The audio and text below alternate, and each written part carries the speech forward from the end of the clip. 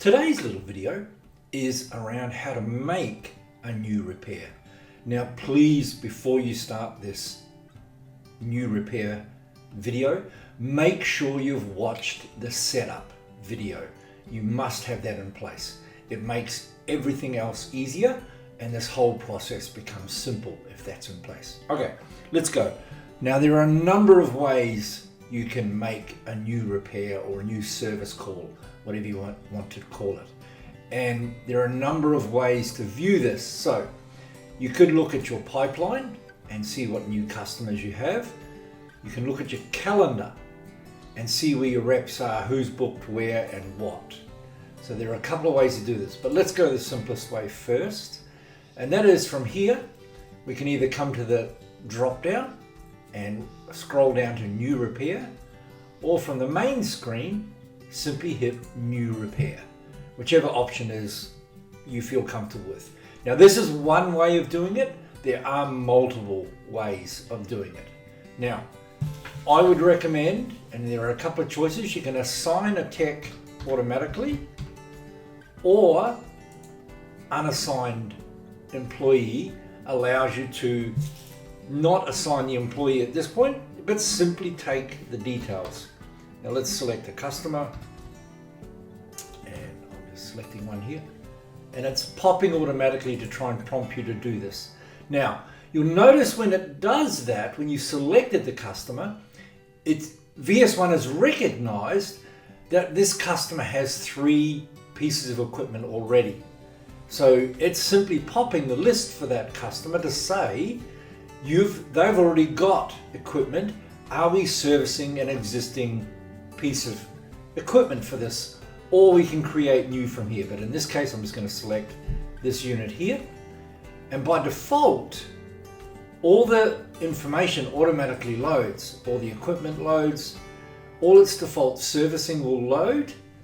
And any faults. Now, if it hasn't loaded like this, I can add them individually, or I can load them automatically based on the service type, this guy here. And they will automatically feed in like so. Now, any one of these I can adjust. I can delete, move them out. It's check the battery, check any issues you've had. You then come to your faults tab and add whatever fault the customer is ringing to report. Now in this case, I'm going to select as an alternator fault, and you've now stored everything in here. There may be no servicing to be done for this customer, which means you can ignore this whole tab. But typically, if they're ringing in for a fault, you record it here and hit save. Now literally as simple as that. They then appear on the list like so as unassigned. This is the important piece. In this piece, they are unassigned. They're not allocated to an employee yet. Now, whether you're using the tablet method for employees or we're using the directly from a desktop, all these options are available, and we'll go into those in a bit more detail shortly. But I can go back to that particular booking like so, and I can see all my information again that is flowing through like so. All right, so there's method 1. Method 2, come into your calendar like so, find the day that you want to make the booking and simply select the date, whatever date that may be. In this case, I'm going to book a repair, so I select the repair. Again, it'll automatically load the customer for me. I can just start typing, so I'm going to select it. Again, my equipment list will pop open. I simply select it, and by default, everything loads automatically for me all the way through. As simple as that. I would recommend you don't set the times for 12. We might change that to 9 and 11, and the default will be 2 hours. Again, it's automatically loaded the equipment, and any servicing that needs to be automatically done will load there. Faults, you simply add a fault. Whatever it is the customer's ringing about, they've got a flat battery. And again, we just simply hit save at this point. And literally, as easy as that, you've booked in a repair. Now, keep in mind, when you're on your calendar screen here, if you come to the little 3 dots here, you can alter your calendar settings, whether you want to show Saturdays, Sundays, what the default booking hours are, and what your default booking settings are. So you set them here. All right, let's go back. I can look at this in day mode, week mode, month mode, whatever I choose. Easy as that. You'll notice on the calendar, you've also got the repair allocation here, and it tells you who the customer is. So if you look at this, I have a number of bookings. I can again drill back into that booking, and it prompts up and tells me who it is. Enter a PO number, but again, all my information is here. Now, keep in mind, you can make adjustments to this equipment, any servicing you want to do here, and any faults. By default, when you're looking at your faults, if they've sent an image or an email, you would attach it here, and you can add default notes. Now, notes list will store default notes that you've always entered. You can create new from the plus, or simply select options there and it pre-populates that. All right, so there you go. That's how simple it is to assign and to create a repair.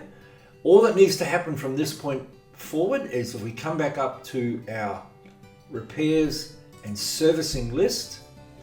Once you've got that booked in and you're ready to do anything with it, you simply select unassigned, this button, and assign an employee for that task. So I'm going to assign this one. I can assign multiples, as easy as that, or just a single technician, and push OK. It's now trying to email everybody, prompt everybody, send out SMSs, all those sorts of things. I'm going to ignore that for now and just send it to the chat. But I could email the user, the people I've assigned, and I can SMS the customer and to confirm that everything's been done. So we'll just hit confirm. You'll notice that this is now showing as assigned and that they're clocked off. It's a new repair, and again, I can add any attachments I want right here. Keep in mind at any point, you can jump back into this, you can adjust your servicing, you can add products that you may wish to send out with the service technician.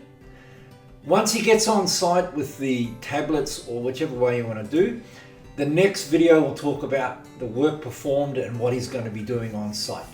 So go into the next video. This will give you all that detail there. All right, so there you go. If I come back, I can now look at all my jobs on the go in any number of ways. I can look at my overall, like so, as a calendar, as an overview, as a pipeline. There they are there.